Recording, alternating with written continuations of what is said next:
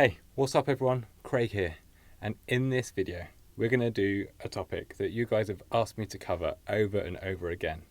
I'm going to show you how easy it is to propagate impatiens from cuttings just in a glass of water.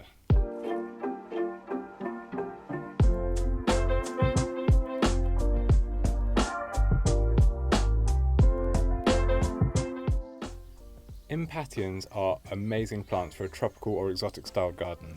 There are impatiens that love full sun, they love shade, part shade, and you get so many different shapes and sizes of these plants. And I've already done a video walking you through my own personal collection of exotic and tropical impatiens plants, and I'll link that in the description below.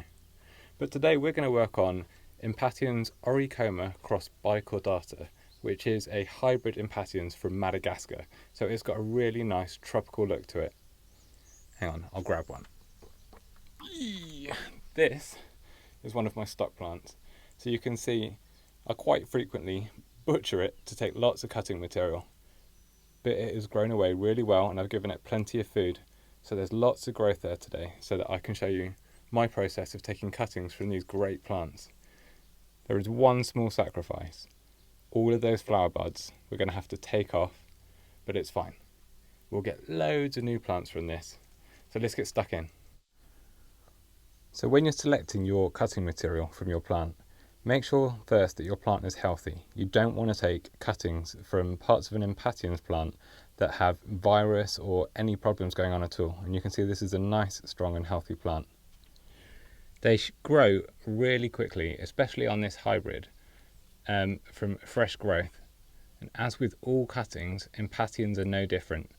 When propagating impatiens, you want to take a cut just below a node, and a node is that point where leaves shoot out from the side. And we do this because where there's a node on a plant, there are lots of cells that have a growth hormone that will encourage root formation. Roots can grow from other parts of the plant, but your chances are increased if you can cut just below a node and maximize the number of those cells that have the growth hormone in. So we're just going to take a chop. I'm doing this one-handed, so bear with me. So there it is, our impatiens cutting.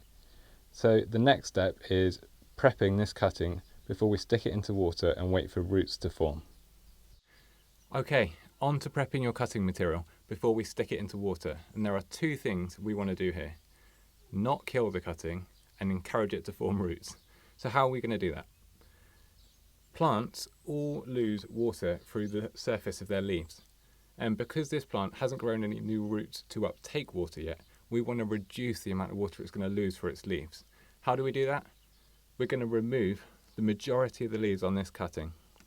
And to do that, you can either pinch them out or get a nice pair of secateurs, like this rusty old pair here that I really need to spend some time tidying up. And you just chop the leaves off so that you've got that bare stem all the way up.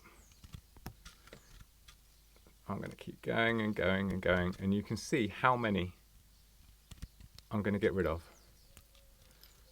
Even these top ones, you can cut them in half and that will reduce the surface area of the leaf, but it will leave enough surface area for the plant to photosynthesize and feed itself to help it form roots.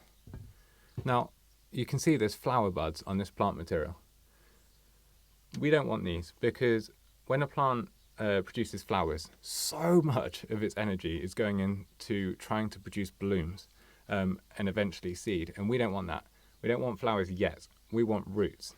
So the same as we did with the leaves, we're just going to cut these flowers off.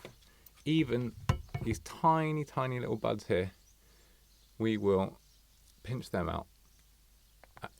This is just encouraging the plant to put all of its energy into growing roots. So there's our prepped impatiens cutting. And the next bit is super easy. Get yourself a glass of water and drop it in and put it on a sunny windowsill, but not one that gets too much sun because we don't want to overheat the cutting. It's in a delicate state at the moment. We have just massacred it. And in, let's say, 4 to 6 weeks, it's quicker on this plant because this hybrid has so much vigor. But in 4 to 6 weeks, your impatiens cuttings will have formed roots like these. And it's amazing. Each one of these will grow into a massive new plant. Oh, I'll just pull the lot out. Look at all those roots. I love propagating plants from cuttings. For me, this is one of the best bits about horticulture, creating new plants from one awesome mother plant. And you'll see how many stock plants I have of Impatiens Auricoma cross bicaudata in my greenhouse. And I started with one plant, and I've multiplied it, and I can share it with all of you guys by taking cuttings. So there it is. That's how I take cuttings from exotic and tropical Impatiens. The next step with these rooted cuttings is just to pot them up like any other plant.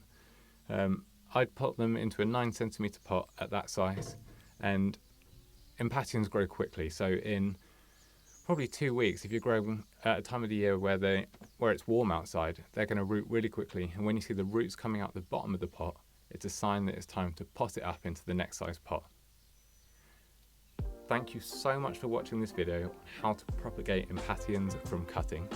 If you liked it, give it a thumbs up. If you've got any questions, comment below, or if you've got any tips or you do it any other way, share it with us.